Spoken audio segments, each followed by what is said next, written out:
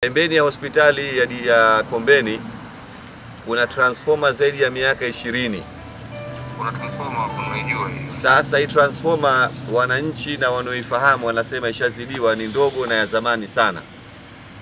Sasa ninachotaka nyinyi muje muihakikishe leo, utume vijana wako.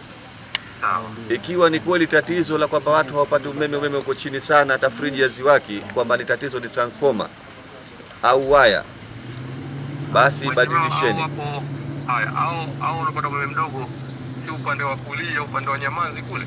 Ndio Kote wanapata, maana wanakusikia. Yaani hapo ule upande wa Nyamazi, katikati hapo kuelekea kule Nyamazi, upande wa kulia wa barabara kuelekea shamba. Ndio.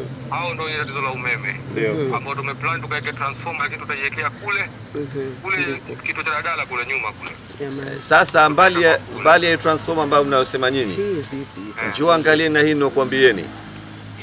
Ikiwa na hii ni ndogo ishazidiwa, hii toeni wekeni kubwa sana kwa ajili ya wananchi wote wapate umeme wa uhakika, alafu hii mkaitumia kwenye kijiji chochote ambacho kidogo kinachoanza maisha.